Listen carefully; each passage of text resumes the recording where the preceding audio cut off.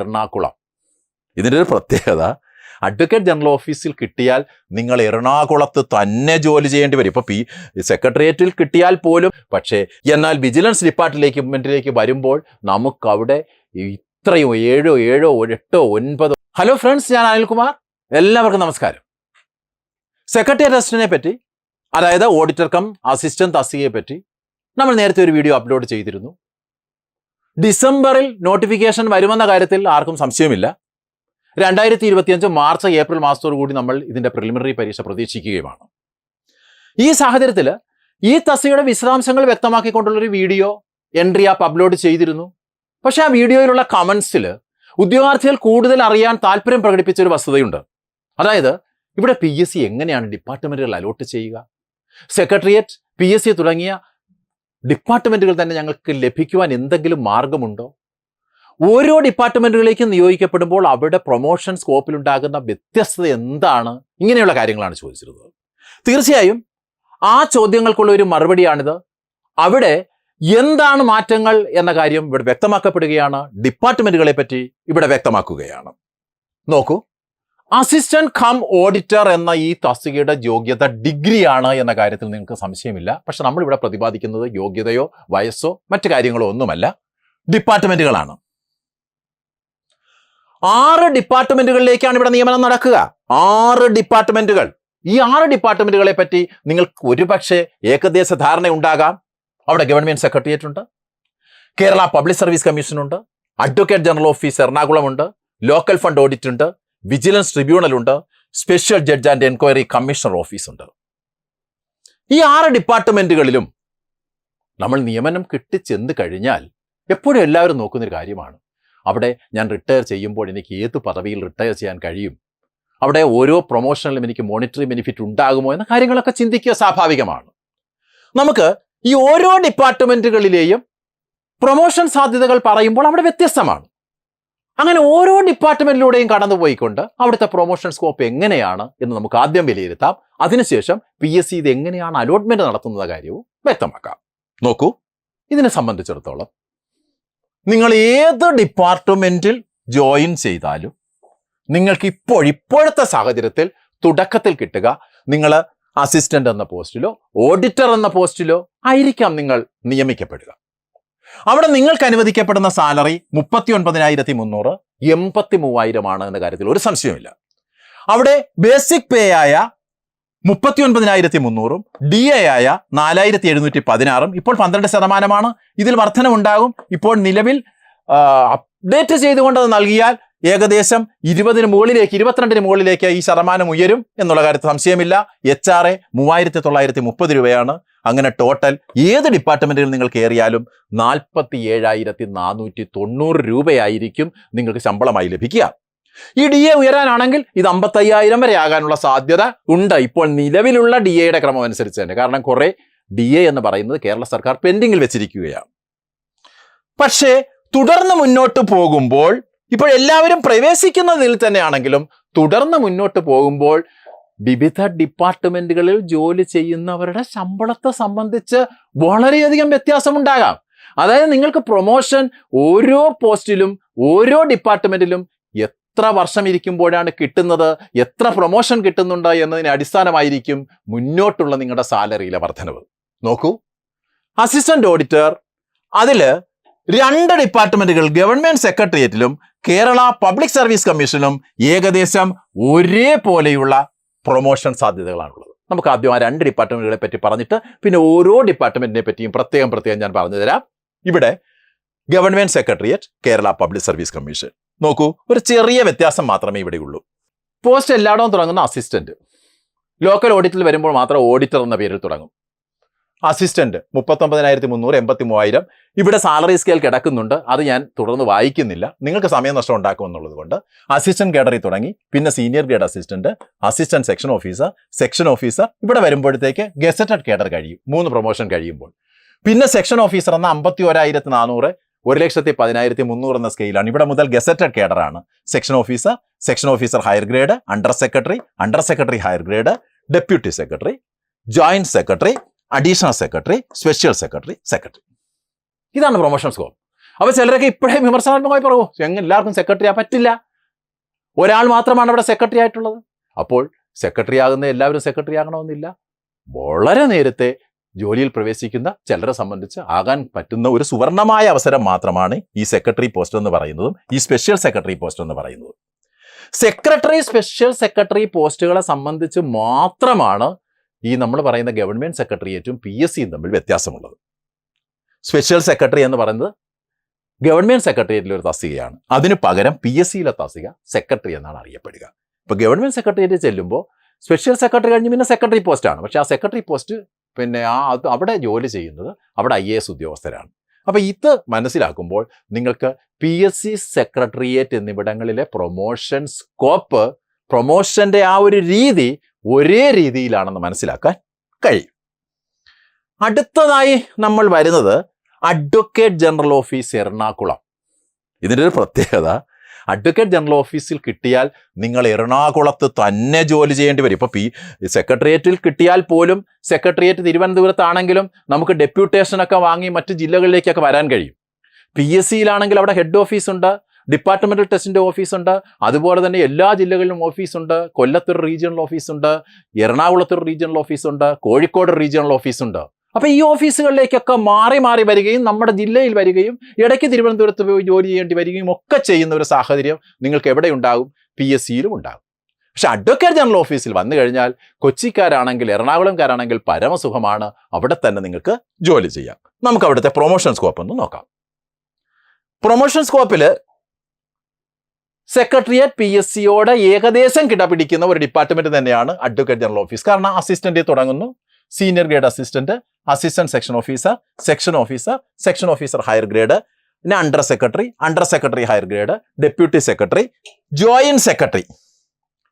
Joint secretary കഴിഞ്ഞാൽ പിന്നെ ഇവിടെ അഡീഷണൽ സെക്രട്ടറി ഇല്ല. PSCയിലും സെക്രട്ടേറിയറ്റിലും ഒക്കെ ജോയിന്റ് സെക്രട്ടറി കഴിഞ്ഞ ഒരു അഡീഷണൽ സെക്രട്ടറി ഉണ്ടായിരുന്നു. അഡീഷണൽ സെക്രട്ടറി കഴിഞ്ഞ് സെക്രട്ടേറിയറ്റിൽ സ്പെഷ്യൽ സെക്രട്ടറി ഉണ്ടായിരുന്നു, PSCയിൽ സെക്രട്ടറി ഉണ്ടായിരുന്നു. പകരം ജോയിന്റ് സെക്രട്ടറി കഴിഞ്ഞാൽ പിന്നെ വരുന്നത് സെക്രട്ടറി ടു അഡ്വക്കേറ്റ് ജനറൽ എന്നുള്ള പോസ്റ്റാണ്. അപ്പോൾ ജസ്റ്റ് ഒരു പ്രൊമോഷൻ ഒന്ന് കട്ട് ഓഫ് ചെയ്യപ്പെടുന്നു, അത്രയും മാത്രമേ ഉള്ളൂ. വേറെ വ്യത്യാസം അഡ്വക്കേറ്റ് ജനറൽ ഓഫീസിനും ഇല്ല. ഏകദേശം സെക്രട്ടേറിയറ്റിനും അതുപോലെ തന്നെ PSCയോടും കിടപിടിക്കുന്ന രീതിയിലുള്ള പ്രൊമോഷൻ നമുക്കിവിടെ ലഭ്യമാകുന്നുണ്ട്. അടുത്തത് ലോക്കൽ ഓഡിറ്റ് ഫണ്ടാണ്. അവിടുത്തെ പ്രൊമോഷൻ സ്കോപ്പ് നമുക്കൊന്ന് വിലയിരുത്താം. ഇത് സ്റ്റേറ്റ് ഓഡിറ്റ് ഡിപ്പാർട്ട്മെന്റ് എന്നാണ് അറിയപ്പെടുന്നത്. ഇവിടെ മറ്റ് സാഹചര്യങ്ങളിലെല്ലാം മറ്റ് ഡിപ്പാർട്ട്മെന്റുകളൊക്കെ നിയമിക്കപ്പെടുമ്പോൾ നിങ്ങൾ ഓഡിറ്റർ എന്ന് പറഞ്ഞ് നിയമിക്കപ്പെടും. മറ്റ് ഡിപ്പാർട്ട്മെന്റുകളൊക്കെ നിയമിക്കപ്പെടുമ്പോൾ നിങ്ങൾ അസിസ്റ്റന്റ് എന്ന് പറഞ്ഞാണ് നിയമിക്കപ്പെടുക. പക്ഷെ നിങ്ങൾ ഓഡിറ്റർ എന്ന് പറഞ്ഞാണ് ഇവിടെ നിയമിക്കപ്പെടുന്നത്. പിന്നീട് നിങ്ങൾ സീനിയർ ഗ്രേഡ് അസിസ്റ്റന്റ് ആകുന്നതിന് പകരം സീനിയർ ഗ്രേഡ് ഓഡിറ്റർ ആണ് ആകുക. അതുപോലെ തന്നെ അസിസ്റ്റന്റ് സെക്ഷൻ ഓഫീസർ ആകുന്നതിന് പകരം അസിസ്റ്റന്റ് ഓഡിറ്റ് ഓഫീസർ ആകും. സെക്ഷൻ ഓഫീസർ ആകുന്നതിന് പകരം ഓഡിറ്റ് ഓഫീസർ ആകും. പിന്നെ അവിടെ ഒരു ഹയർ ഗ്രേഡ് നിങ്ങൾക്ക് കിട്ടും. പിന്നെ നിങ്ങൾ അണ്ടർ സെക്രട്ടറി ആകുന്നതിന് പകരം ഡെപ്യൂട്ടി ഡയറക്ടർ ആകുന്നു. പിന്നീട് അവിടെ ഒരു ഹയർ ഗ്രേഡ് അണ്ടർ സെക്രട്ടറി പോസ്റ്റിൽ കിട്ടുന്നു. പിന്നീട് നിങ്ങൾ ഇവിടെ ഡെപ്യൂട്ടി സെക്രട്ടറി ആകുന്നതിന് പകരം നിങ്ങൾ ഡെപ്യൂട്ടി ഡയറക്ടർ ആയി കഴിഞ്ഞാൽ സീനിയർ ഡെപ്യൂട്ടി ഡയറക്ടർ എന്നുള്ളൊരു പദവി നിങ്ങൾക്കുണ്ട്. പിന്നെ ജോയിന്റ് ഡയറക്ടർ. ഇത്രയും പോസ്റ്റുകളാണ് ഇവിടെ ഉള്ളത്. നമ്മൾ PSC, അഡ്വക്കേറ്റ് ജനറൽ, അതുപോലെ തന്നെ സെക്രട്ടേറിയറ്റ് എന്നീ ഡിപ്പാർട്ട്മെൻറ്റുകളുമായി ബന്ധപ്പെടുത്തി നോക്കുമ്പോൾ വലിയ വ്യത്യാസമില്ല. ടോപ്പ് ലെവലിലേക്ക് ചെല്ലുമ്പോഴുള്ള ഒരു വേരിയേഷൻ മാത്രമേ ഇവിടെ നമ്മൾ കാണുന്നുള്ളൂ. പോസ്റ്റുകളുടെ പേരിലും വ്യത്യാസമുണ്ട് എന്ന് മാത്രം. പക്ഷേ മാക്സിമം സാലറിയിൽ എത്തുമ്പോൾ സെക്രട്ടറിയുടെ സാലറി തന്നെ ഇവിടെ വരുന്നുണ്ട്. അടുത്തത് പ്രൊമോഷൻ സാധ്യതകൾ വളരെ പരിതാപകരമായ ഡിപ്പാർട്ട്മെൻറ്റാണ് ഇനി ഞാൻ പരാമർശിക്കുന്നത്. അവസാനത്തെ 2 ഡിപ്പാർട്ട്മെൻറ്റുകൾ. വിജിലൻസ് എൻക്വയറി കമ്മീഷണറാണ് 1, 2 സ്പെഷ്യൽ ജഡ്ജ് കോർട്ട്. ഇവിടെ രണ്ടിടത്തും പ്രൊമോഷൻ സാധ്യതകൾ ഒന്നുപോലെയാണ്. പക്ഷേ മറ്റുള്ളതുമായി താരതമ്യം ചെയ്യരുത്, നിങ്ങൾ ദുഃഖിക്കേണ്ടി വരും. ഇവിടെ കിട്ടിയാൽ ഒരു ഭാഗ്യക്കേട് എന്ന് കരുതിയാൽ മതി. പക്ഷെ ജോലി ചെയ്യുന്നതൊക്കെ സുഖമാണ്, ജോലി ചെയ്യാം. പക്ഷേ മറ്റൊരു ഡിപ്പാർട്ട്മെന്റിൽ കിട്ടുന്നത്ര പ്രൊമോഷൻ ഇവിടെ കിട്ടത്തില്ല എന്ന് മാത്രം നിങ്ങൾ കരുതിയാൽ മതി. നമുക്ക് ആ പ്രൊമോഷൻസ് ഒന്ന് നോക്കാം. അസിസ്റ്റന്റ് ആയിട്ടാണ് നിങ്ങൾ കയറുന്നത്, അതിന് മാറ്റമില്ല. സീനിയർ ഗ്രേഡ് അസിസ്റ്റന്റ് ആകും, അസിസ്റ്റന്റ് സെക്ഷൻ ഓഫീസർ ആകും. നോൺ ഗസറ്റഡ് കോഡറിൽ പരമസുഖം, മറ്റേതുപോലെ തന്നെയാണ് നിങ്ങൾ മുന്നോട്ട് നീങ്ങുക. സെക്രട്ടേറിയറ്റും PSCയും മറ്റെല്ലാ ഡിപ്പാർട്ട്മെന്റുകളെയും പോലെ നോൺ ഗസറ്റഡ് കേഡറിൽ മുന്നോട്ട് നീങ്ങാം. പക്ഷേ നിങ്ങൾക്ക് 2 ഗസറ്റഡ് കേഡറുകൾ മാത്രമേ ലഭിക്കുകയുള്ളൂ.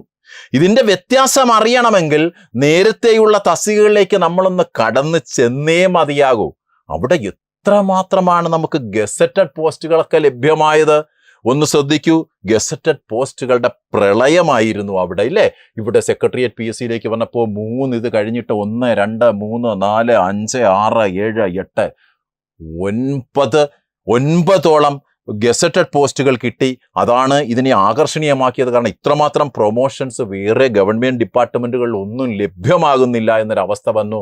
പക്ഷേ എന്നാൽ വിജിലൻസ് ഡിപ്പാർട്ട്മെൻറ്റിലേക്ക് വരുമ്പോൾ നമുക്കവിടെ ഇത്രയും 7, 8, 9 പ്രൊമോഷൻസ് കിട്ടുന്നതിന് പകരം ഗസറ്റഡ് കേഡറിൽ 2 പ്രൊമോഷൻ സാധ്യത മാത്രമായി ചുരുങ്ങുന്നു. ആകെ 5 പ്രൊമോഷൻ മാത്രമാണുള്ളത്. അവിടെ 55, 200, 11,000, 1,15,300, 59,300, 1,20,900 എന്ന സ്കെയിൽ അവിടെ വെച്ച് നിങ്ങളുടെ പ്രൊമോഷൻ അവസാനിക്കുകയാണ്. അതിന് ഫുൾ സ്റ്റോപ്പ് ഇടപ്പെടുകയാണ്. അപ്പം അതുകൊണ്ട് ഈ ടെസ്റ്റ് എഴുതി ലിസ്റ്റിൽ വന്നു കഴിഞ്ഞാൽ നിങ്ങൾക്കൊക്കെ ഞാനിത് പറയുമ്പോൾ ഉണ്ടാകുന്നൊരു പ്രാർത്ഥന, വേണ്ട വിജിലൻസ് ട്രിബ്യൂണലിൽ എനിക്ക് വേണ്ട, സ്പെഷ്യൽ ജഡ്ജിൻ്റെ ആ ഓഫീസിൽ എനിക്ക് വേണ്ട എന്നതായിരിക്കും. പക്ഷെ നമുക്കതൊന്നും തടുത്തു നിർത്താനാവില്ല. അതിന് നമുക്ക് എങ്ങനെയാണ് തടുത്തു നിർത്താനാവുക? PSC റൊട്ടേഷൻ നടത്തുമ്പോൾ ചിലപ്പോൾ 1ാം റാങ്കുകാരൻ ആദ്യം വന്ന് കിടക്കുന്ന വേക്കൻസി വിജിലൻസ് ട്രിബ്യൂണലിലെയോ ഇവിടുത്തെയോ ആണെങ്കിൽ ആദ്യം ആയി കയറുന്നവർക്ക് ചിലപ്പോൾ 1ാം റാങ്കുകാരൻ്റെ 2ാം റാങ്കുകാരനോ അതായിരിക്കും കിട്ടുക. ചിലപ്പോൾ സെക്രട്ടേറിയറ്റ് വേക്കൻസി ഇച്ചിരി വൈകിയാണ് വരുന്നതെങ്കിൽ പിന്നീട് വരുന്നവർക്കായിരിക്കും അത് കിട്ടുക. അവിടെ PSC റൊട്ടേഷൻ എഴുതുമ്പോൾ അവലംബിക്കുന്ന ഒരു മാർഗമുണ്ട്. ആ മാർഗം കൂടി എന്താണെന്ന് ഞാൻ നിങ്ങൾക്ക് പറഞ്ഞു തരാം. ഇപ്പോൾ ഉദാഹരണമായിട്ട് അവിടെ 20 വേക്കൻസികൾ വന്നു വന്നിരിക്കട്ടെ. 20 വേക്കൻസികളിൽ ഒരു 4 വേക്കൻസി വിജിലൻസ് ട്രിബ്യൂണലിലാണെന്ന് നമുക്ക് സങ്കല്പിക്കാം. വിജിലൻസ് ട്രിബ്യൂണൽ ഇതാണ് ആദ്യ ഡേറ്റിൽ വന്നത്. നമുക്കറിയാം, ഒരു റാങ്ക് ലിസ്റ്റ് നിലവിൽ വരുമ്പോൾ ആ നിലവിൽ വന്ന ഡേറ്റ് വരെയുള്ള വേക്കൻസികൾ ക്ലബ്ബ് ചെയ്താണ് എടുക്കുക. എങ്കിലും ഡിപ്പാർട്ട്മെന്റ് അലോട്ട് ചെയ്യുമ്പോൾ അത് വന്ന ഡേറ്റ് നോക്കും. ഇത് ഏറ്റവും ആദ്യം വന്നു എന്ന് കരുതുക. അതിനുശേഷം ഒരു 2 വേക്കൻസികൾ അഡ്വക്കേറ്റ് ജനറൽ ഓഫീസിലും വന്നെന്ന് കരുതുക. പിന്നെ ഒരു 3 വേക്കൻസികൾ ലോക്കൽ ഫണ്ട് ഓഡിറ്റിൽ വന്നു. അപ്പോൾ 4, 2, 6, 6, 3, 9. അതിനുശേഷം ഒരു 6 ഒഴിവുകൾ സെക്രട്ടേറിയറ്റിലേക്ക് വരികയാണ്. സെക്രട്ടേറിയറ്റിലെ 6 ഒഴിവുകൾ. അപ്പോൾ 4, 2, 4, 2, 6, 3, 9, 9, 6, 15, 5 വേക്കൻസികൾ PSCയിലുമുണ്ട്. ഇങ്ങനെയാണ് റാങ്ക് ലിസ്റ്റ് നിലവിൽ വന്ന തീയതിക്ക് മുൻപുള്ള റൊട്ടേഷന്റെ വേക്കൻസി പൊസിഷനായിട്ട് അവർക്ക് കിട്ടുന്നതെന്ന് കരുതുക. അതിൽ ആദ്യം റിപ്പോർട്ട് ചെയ്യപ്പെട്ടിരിക്കുന്ന വിജിലൻസിലെയാണ്, പിന്നെ അഡ്വക്കേറ്റ് ജനറലിലെയാണ്, ലോക്കൽ ഓഡിറ്റ് ഫണ്ടിലെയാണ്, പിന്നെ സെക്രട്ടേറിയറ്റിലെയാണ്, പിന്നെ PSCയിലേക്കാണ്. അപ്പോൾ ഇവർ സ്വാഭാവികമായിട്ട് എങ്ങനെയായിരിക്കും റൊട്ടേഷൻ എഴുതുക? റൊട്ടേഷൻ എഴുതുമ്പോൾ 20 ഇവർ 10, 10 എന്ന് പായിക്കും. 10 പിന്നെ PH കാൻഡിഡേറ്റിന് വേണ്ടിയുള്ള വേക്കൻസി മാറ്റി വെക്കുന്നുള്ളത് അത് ഞാനിവിടെ പറയുന്നില്ല. നിങ്ങൾക്ക് മനസ്സിലാകാൻ വേണ്ടി ഇത് ഞാൻ ചുരുക്കി പറയുകയാണ്. 10, 10 എന്ന് തിരിക്കും. അപ്പോൾ 10 OCയും 10 BCയുമാണ്. അപ്പോൾ ഇതിനകത്ത് അവിടെ നമ്മളെ സംബന്ധിച്ചിടത്തോളം ഇപ്പോൾ പിന്നെ ഡിഫറൻഷ്യലി ഏബിൾഡ് ആയിട്ടുള്ള ആൾക്കാർക്ക് വേണ്ടി ഒരു വേക്കൻസി വേണമെങ്കിൽ അതൊരു വേക്കൻസി മാറ്റി വെച്ചിട്ട് അവിടെ 10, 9 എന്നുള്ള രീതിയിൽ 10 OCയും 9 BCയുമായിട്ടായിട്ട് എടുക്കുക. ഈ 10 OCയിൽ ഒരെണ്ണം EWSഉം പോകും. അതങ്ങനെയാണ് വരിക. അപ്പോൾ ഈ രീതിയിലായിരിക്കുമല്ലോ ഫില്ല് ചെയ്യുക. അപ്പോൾ ആദ്യം എന്താ ചെയ്യുക? ഈ OC BC എന്നുള്ള രീതിയിൽ അങ്ങോട്ട് എഴുതും. ഇപ്പോൾ അവിടെ റൊട്ടേഷൻ ഇങ്ങനെ തുടരുന്നതിൻ്റെ ഭാഗമാണ്. അവിടെ 49 OCയിലാണ് നിൽക്കുന്നതെന്ന് ഇരിക്കട്ടെ. അപ്പോൾ അവർ റൊട്ടേഷൻ എഴുതുമ്പോൾ 49 OC, അത് കഴിഞ്ഞ് 50 BC ഏത് കമ്മ്യൂണിറ്റിയാണെന്ന് നമുക്കിപ്പോൾ നോക്കേണ്ട കാര്യമില്ല. അത് കഴിഞ്ഞ് 51, 52 ഇങ്ങനെ ഇവർ എഴുതിപ്പോകും. 51 OC കഴിഞ്ഞാൽ പിന്നെ OC ആണ്, 52 BC ആണ്. അത് കഴിഞ്ഞാൽ പിന്നെ എന്താ വരിക? 53 എന്താ വരിക? OC ആണ് വരിക. നിങ്ങൾക്ക് മനസ്സിലാകാൻ വേണ്ടി മാത്രം ഞാൻ ഈ കാര്യങ്ങളൊന്ന് പറഞ്ഞു തരികയാണ്. ഇങ്ങനെയാണ് പോവുക. OC BC OC BC OC BC. പക്ഷെ ഇവർ ചെയ്യുന്നൊരു കാര്യമുണ്ട്. ഈ 20 വേക്കൻസികളിൽ ആദ്യം ഫില്ല് ചെയ്യുന്നത് OC ടേണുകളായിരിക്കും. അപ്പോൾ ഇവർ 1ാം റാങ്കുകാരനെ ഇവിടെ എടുത്തെഴുതും. 2ാം റാങ്കുകാരനെ 51 OCയിൽ എടുത്തെഴുതും. 2ാം റാങ്കുകാരൻ 3ാം റാങ്കുകാരനെ ഈ പറയുന്ന 54 OCയിൽ അയാളെ പ്രതിഷ്ഠിക്കും. 3ാം റാങ്കുകാരൻ. ഇങ്ങനെയായിരിക്കും പോവുക. OCയും BCയും എഴുതിയിട്ട് OC മാത്രം ഫില്ല് ചെയ്ത് അവർ മുന്നോട്ട് നീങ്ങും. അപ്പോൾ നമുക്കറിയാം ആദ്യത്തെ 9 റാങ്കുകൾ OCയിൽ വരും. പിന്നെ അടുത്ത ഒരു റാങ്ക് എങ്ങോട്ടും പോകും? EWSനെ സെലക്ട് ചെയ്യും. ഇത്രയും ചെയ്തതിന് ശേഷമായിരിക്കും അവർ BCA സെലക്ട് ചെയ്യുക. ഇപ്പൊ ഇവിടെ 50 ധീവരയാണ് വരുന്നതെന്നിരിക്കട്ടെ, അപ്പോൾ ആദ്യത്തെ ധീവര കാൻഡിഡേറ്റിനെ എടുത്ത് ഇവിടെ ചെയ്യും. അതുപോലെ തന്നെ പിന്നെ വരുന്ന BCയിൽ ഫില്ല് ചെയ്യും. ഇങ്ങനെ ഫില്ല് ചെയ്ത് വെക്കുമ്പോഴുള്ള ഒരു ക്രമമുണ്ട്. ഈ ക്രമത്തിൽ ഒരേ കമ്മ്യൂണിറ്റിയുടെ റാങ്കുകൾക്ക് വ്യത്യാസമുണ്ടെങ്കിൽ അതിനെ വെട്ടി എഴുതും. വെട്ടി എഴുതിയ ശേഷം ആദ്യത്തെ 4 പേർക്ക് വിജിലൻസ് ട്രിബ്യൂണലിൽ നിയമനം കൊടുക്കും. ആദ്യത്തെ 4 പേർക്ക്. തുടർന്ന് വരുന്ന 2 പേർക്ക് അഡ്വക്കേറ്റ് ജനറൽ ഓഫീസിൽ നിയമനം കൊടുക്കും. തുടർന്ന് വരുന്ന 3 പേർക്ക് ലോക്കൽ ഫണ്ട് ഓഡിറ്റിൽ നിയമനം കൊടുക്കും. തുടർന്ന് വരുന്ന 6 പേർക്ക് സെക്രട്ടേറിയറ്റിൽ നിയമനം നൽകും. തുടർന്ന് വരുന്ന 5 പേർക്ക് PSCയിൽ നിയമനം നൽകും. അപ്പോൾ 20 നിയമനങ്ങളും നടന്നു കഴിഞ്ഞു. ഇത് നമ്മൾ പറയുന്ന ഒരു യന്ത്രം പോലെ പ്രവർത്തിക്കുന്ന ഒരു സിസ്റ്റമാണ്. അതിനകത്ത് കൃത്രിമത്വമില്ല, കള്ളമോ കപടമോ ആയിട്ടുള്ള കാര്യങ്ങളൊന്നുമില്ല. കറക്റ്റായിട്ടാണ് കാര്യങ്ങൾ പോവുക. പിന്നെ നമ്മൾ ആഗ്രഹിക്കുന്ന ഡിപ്പാർട്ട്മെൻറ്റുകൾ കിട്ടുക എന്നുള്ളത് നമ്മുടെ ഭാഗ്യത്തിനനുസരിച്ചിരിക്കും. അതിനുവേണ്ടി ആരുടെയെങ്കിലും പുറകെ റെക്കമെൻഡേഷന് പോയിട്ടോ മറ്റോ ഒരു കാര്യവുമില്ല. അത് നമ്മുടെ ഭാഗ്യത്തിനനുസരിച്ചായിരിക്കും വരിക. എങ്കിലും ഏറെക്കുറെ കൂടുതൽ വേക്കൻസികൾ ഉണ്ടാകാറുള്ളത് നമ്മൾ ഈ പറഞ്ഞ പോലെ സെക്രട്ടേറിയറ്റിലും PSCയിലും പിന്നെ ലോക്കൽ ഫണ്ട് ഓഡിറ്റിലും ഒക്കെയാണ്. മറ്റ് ഡിപ്പാർട്ട്മെൻറ്റുകളിലൊക്കെ പൊതുവെ വേക്കൻസികൾ കുറവായിട്ടുണ്ട്. കാരണം സാങ്ഷൻഡ് സ്ട്രെങ്ത് അവിടെ കുറവായിട്ടാണ് കാണുന്നത്. പ്രത്യേകിച്ച് ഈ വിജിലൻസ് ട്രിബ്യൂണലിലൊക്കെ വേക്കൻസികൾ കുറവാണ്. വല്ലപ്പോഴും ഒക്കെ ഇങ്ങനെ വന്ന് വീഴും അവിടെ വേക്കൻസികൾ. പക്ഷെ അതിൽ നമ്മൾ ചിലപ്പോൾ കുറേ ആളുകൾ അതിൽ പെട്ടുപോവുകയും ചെയ്യും. പക്ഷെ അതൊക്കെ നമ്മളതിനെ പറ്റി ഓർത്തൊന്നും നമ്മൾ ദുഃഖിച്ചിട്ട് കാര്യമില്ല. നമുക്കിപ്പോൾ വേണ്ടത് ഒരു നിയമനം ലഭിക്കുക എന്നുള്ളതാണ്. നമുക്ക് എത്രയും പെട്ടെന്ന് നിയമനം ലഭിക്കണം. ആ നിയമനത്തിലൂടെ നമുക്ക് എന്ത് ചെയ്യണം? ഒരു സർക്കാർ ജോലി എന്നുള്ള സ്വപ്നം സാക്ഷാത്കരിക്കണം. നിങ്ങൾ ഓർക്കുക, നമ്മുടെ ലിസ്റ്റ് 12/4/2023 തുടങ്ങിയതാണ് മുൻ ലിസ്റ്റ്. അത് 12/4/2026 അവസാനിക്കുകയാണ്. 13/4/2026 മുതൽ നമ്മുടെ പുതിയ ലിസ്റ്റ് വർക്കൗട്ട് ചെയ്ത് തുടങ്ങുമ്പോൾ നമുക്ക് അവിടെ ആദ്യത്തെ ആളായി ഇടം പിടിക്കണം. നമുക്ക് കേരള സെക്രട്ടേറിയറ്റിലോ കേരള PSCയിലോ അഡ്വക്കേറ്റ് ജനറൽ ഓഫീസിലോ മറ്റിതര 3 ഡിപ്പാർട്ട്മെൻറ്റുകളോ എവിടേക്കെങ്കിലും ഒരു സെലക്ഷൻ തരപ്പെടുത്തിയെടുക്കണം. നമ്മുടെ ജോലി എന്ന സ്വപ്നം നമുക്ക് സാക്ഷാത്കരിക്കണം. അവിടെ ഡിഗ്രി തലത്തിൽ നമുക്ക് ലഭിക്കാവുന്ന ഏറ്റവും നല്ല നോൺ ഗസറ്റഡ് കേഡർ ആണ് നമ്മളെ സംബന്ധിച്ചിടത്തോളം അസിസ്റ്റൻ്റ് എന്നുള്ള തസ്തിക. കാരണം അവിടെ നമ്മൾ ആ നോൺ ഗസറ്റഡ് കേഡർ കഴിഞ്ഞാൽ കിട്ടുന്ന ഗസറ്റഡ് കേഡറുകൾ, ഇത്രയും ഗസറ്റ് കേഡറിലേക്ക് കടന്നു കയറാവുന്ന മറ്റൊരു തസ്തികയും ഇല്ല എന്ന് തന്നെ പറയാം. അപ്പോൾ എല്ലാവരും ഇനി നമ്മുടെ സെക്രട്ടേറിയറ്റ് അസിസ്റ്റൻ്റ് നോട്ടിഫിക്കേഷൻ വരുമ്പോൾ എല്ലാവരും അപേക്ഷ അയക്കാൻ ശ്രദ്ധിക്കുക. ചുമ്മാ അപേക്ഷ അയച്ചൊരു വഴിപാടായി നടന്നിട്ട് കാര്യമില്ല. ഇപ്പോൾ തന്നെ നന്നായി പഠിക്കുക. നന്നായി നിങ്ങളെ സംബന്ധിച്ചിടത്തോളം ആ സിലബസ് മനസ്സിലാക്കി, ഇപ്പോൾ പ്രിലിമിനറി റിസൾട്ട് നിങ്ങളുടെ മുന്നിലുണ്ട്, ആ സിലബസ് മനസ്സിലാക്കി അതിൽ വേണ്ട കാര്യങ്ങൾ എന്തൊക്കെയാണോ അതൊക്കെ പഠിച്ചു വയ്ക്കുക. ആ പ്രിലിംസിൻ്റെ നല്ല പഠനം നിങ്ങളെ സംബന്ധിച്ച് ഫൈനൽ പരീക്ഷയും നിങ്ങളെ സഹായിക്കും. അവിടെ 2 ഘട്ടമുണ്ട് എന്നുള്ളതൊന്നും ഒരു പ്രശ്നമേ അല്ല. അവിടെ നമ്മൾ 2 ഘട്ടമുണ്ടെങ്കിൽ 2 ഘട്ടമല്ലല്ലോ, 2 പേപ്പറാണ്. ഒരു പേപ്പർ സാധാരണ നമ്മൾ 1.5 മണിക്കൂർ കൊണ്ട് എഴുതുന്നു, ഇത് 3 മണിക്കൂർ കൊണ്ട് എഴുതുന്നു എന്ന് മാത്രം കണക്കാക്കിയാൽ മതി. മറ്റൊരു വ്യത്യാസവുമില്ല. ചില സ്പെഷ്യൽ ടോപ്പിക്കുകളൊക്കെ കടന്നു വരുമെന്ന് മാത്രമേ ഉള്ളൂ. അതുകൊണ്ട് അതിലൊന്നും ഒരു ഉത്കണ്ഠയും വേണ്ട. നന്നായി ആത്മവിശ്വാസത്തോടുകൂടി മുന്നോട്ട് നീങ്ങിയാൽ ഈ തസ്തിക നിങ്ങൾക്ക് ലഭ്യമാകുമെന്നൊരു സംശയമില്ല. എല്ലാവർക്കും വിജയാശംസകൾ. Good bye.